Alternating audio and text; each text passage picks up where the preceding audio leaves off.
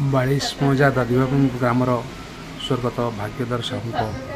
स्मृति सभा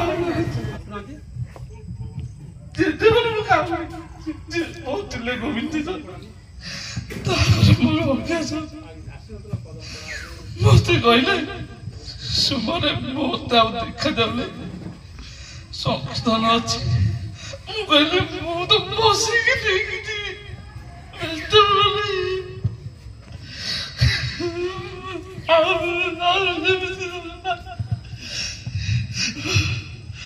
से जड़े भल राजमिस्त्री सठिक मिस्त्री आउ ग्रामर सबू कम जुआर डाक सी सब आगुआ था एकाधारे कहवा गले से जड़े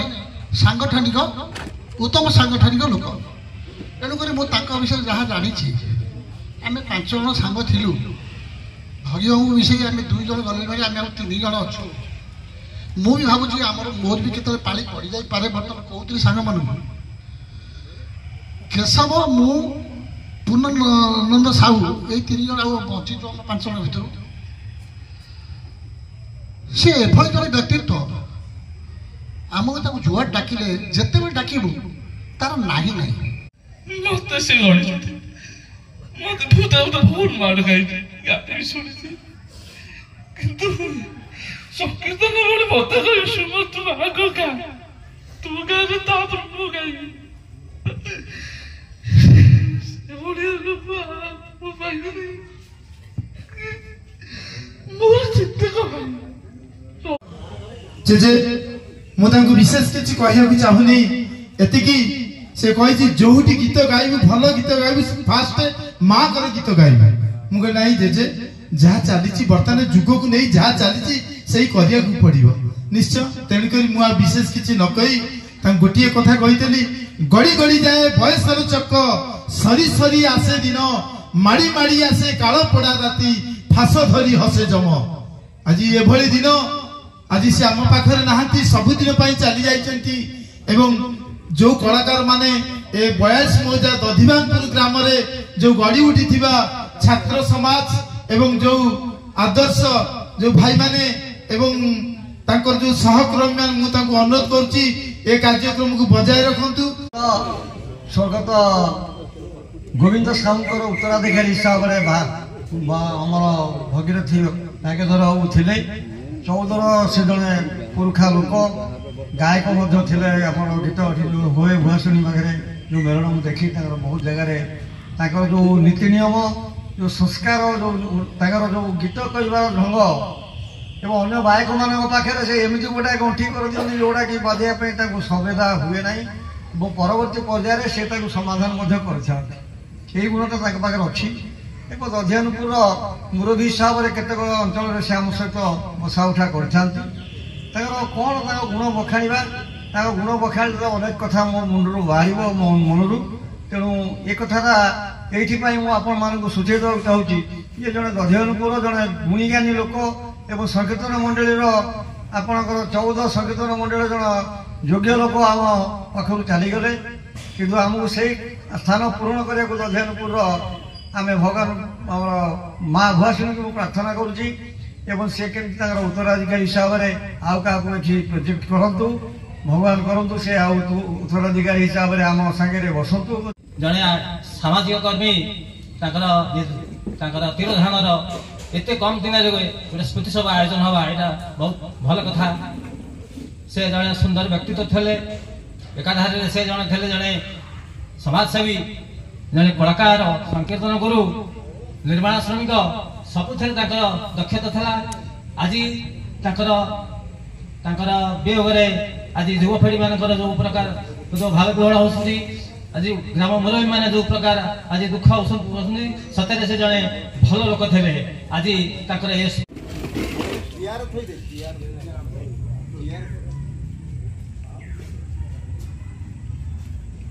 सब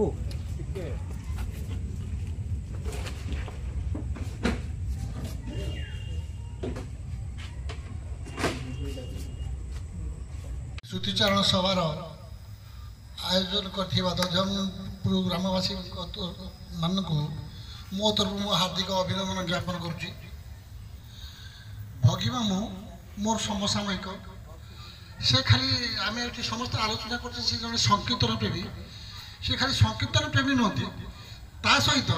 ସେ ଜଣେ ଭଲ ରାଜମିସ୍ତ୍ରୀ ମଧ୍ୟ ସଠିକ୍ ମିସ୍ତ୍ରୀ ମଧ୍ୟ ଆଉ ଗ୍ରାମର ସବୁ କାମରେ ତାକୁ ଯୁଆଡ଼େ ଡାକିବ ସେ ସବୁଥିରେ ଆଗୁଆ ଥାଆନ୍ତି ଏକାଧାରରେ କହିବାକୁ ଗଲେ ସେ ଜଣେ ସାଂଗଠନିକ ଉତ୍ତମ ସାଂଗଠନିକ ଲୋକ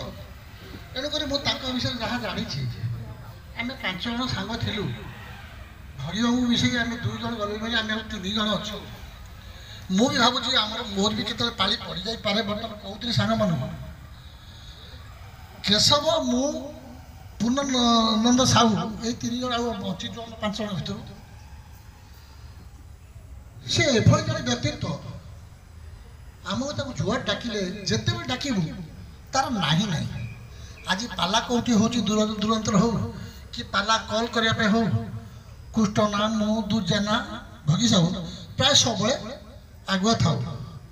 ଏବେ ଆମେ ଅନୁଭବ କରୁଛୁ ବା ମୁଁ ବର୍ତ୍ତମାନ ଅନୁଭବ କରୁଛି ଯେ ତାର ଯେଉଁ ସ୍ଥାନ ଆଉ କେହି ପୂରଣ କଲା ଭଳି ଅବସ୍ଥାରେ ଆମେ ନାହୁଁ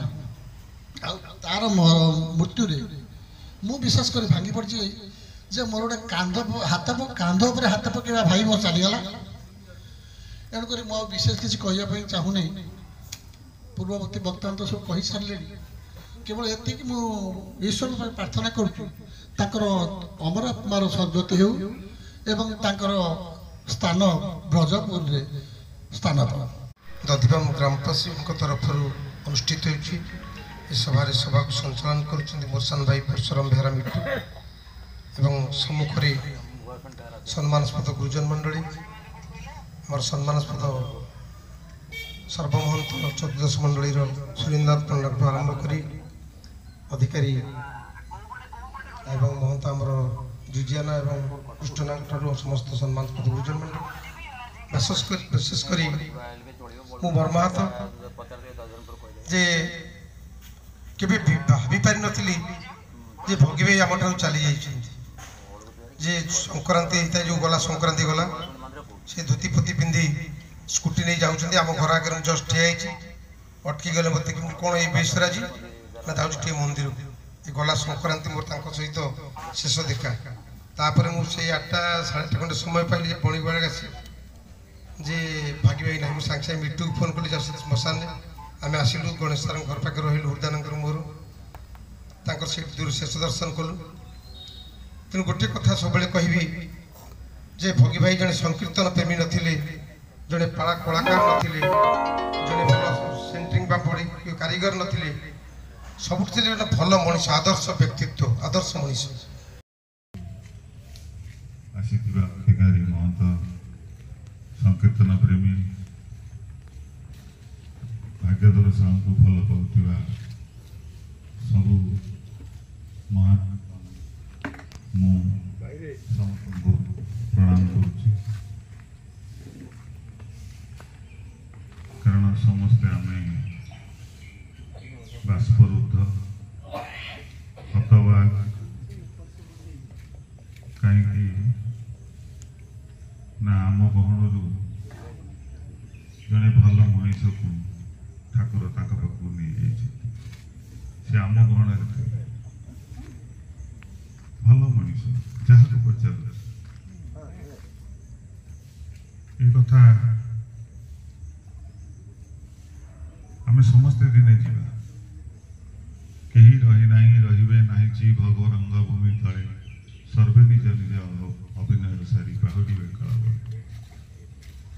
ସମସ୍ତେ ଯିବା ଆଜି ଭାଗ୍ୟଧର ସାହୁ ଯାଇଛନ୍ତି ତାପରେ ଅନ୍ୟମାନେ ଯିବେ ମୁଁ ଯିବି ସମସ୍ତେ ଯିବେ କିନ୍ତୁ କୁଆଡ଼େ ଯିବେ ଆଜି ଆମେ ବସିଛେ ନିଜକୁ ପ୍ରଶ୍ନ ପଚାରିବା ପାଇଁ ଯିବେ କୁଆଡ଼େ ଯିବେ ଯଦି ଆମେ ଶାସ୍ତ୍ରକୁ ମାନୁ ଯାହା ପୁରାଣ ଶାସ୍ତ୍ର ଯାହା ମହାପୁରୁଷ ମାନେ କହିଦେଇ ଯାଇଛନ୍ତି ଯେ ଗଲାବେଳେ 2ଟା ବାଟ ଅଛି ଗୋଟାଏ ହେଉଛି ସ୍ୱର୍ଗକୁ ଗୋଟାଏ ହେଉଛି ନରକ ତାହେଲେ କେମିତି ଜାଣିବା ଗୋଟେ ଲୋକ ସ୍ୱର୍ଗକୁ ଗଲା କି ନରକକୁ ଗଲା ଏ କଥା ଅତି ସହଜ ଜଣେ ସାଧୁ ତାଙ୍କର ଗୁରୁକୁଳ ଶିକ୍ଷା ସମାପ୍ତ କରି ଯେତେବେଳେ ଘରକୁ ଆସିଲେ ବାଟରେ ଗୋଟେ କୁଡ଼ିଆରେ ରାତ୍ରି ଯାପନ କଲେ। ସେ ସମୟରେ କୋଳାହଳ ଶୁଣିବାରୁ ସେ ବାହାରକୁ ଆସି ଦେଖିଲେ ଜଣେ କିଏ ଚାଲିଗଲେ। ତାଙ୍କର ସେ କୁଡ଼ିଆ ପାଖରେ ଗୋଟିଏ ଛୁଆଟିଏ, ଛୋଟ ଝିଅଟିଏ କୁ ତା ମା କହୁଛି, ଦେଖିଲୁ ସେ କୁଆଡ଼େ ଗଲା, ସ୍ୱର୍ଗକୁ ଗଲା ନା ନର୍କକୁ ଗଲା। କିଛି ସମୟ ପରେ ଫେରି ଆସି ସେ ଛୁଆଟା ତା ମାଆକୁ କହୁଛି ଯେ ମା ସେ ସ୍ୱର୍ଗକୁ ଗଲା। ପୁଣି ରାତି ପାଇଲା, ଗୁରୁ ଯେତେବେଳେ ଘରକୁ ବାହାରିଲେ ଦେଖିଲେ ଆଉ ଜଣଙ୍କର କୋଳାହଳ ଶୁଭୁଛି। କଣ ଘଟଣା ନା ଆଉ ଜଣେ ଚାଲିଗଲା, ବଡ ଗାଁଟା। ନା ଦେଖିଲୁ ସେ କୁଆଡେ ଗଲା ନା ସ୍ୱର୍ଗକୁ ଗଲା ନା ନର୍କକୁ ଗଲା ନା ନର୍କକୁ ଗଲା। ଗୁରୁ ଆଉ ଆସିଲେ। ଗୁରୁ କହିଲେ ମୁଁ ଏତେ ପାଠ ପଢି, ସନ୍ନ୍ୟାସୀ ଜଣକ କହିଲେ ମୁଁ ଏତେ ପାଠ ପଢି ଗୁରୁକୁଳରେ ଦୀର୍ଘ ଦିନ ରହିକି ଆସିଲି, କିନ୍ତୁ ଏଇ ବିଦ୍ୟାଟା ଜାଣିପାରିଲିନି ଜଣେ ସ୍ୱର୍ଗକୁ ଗଲା କି ନର୍କକୁ ଗଲା।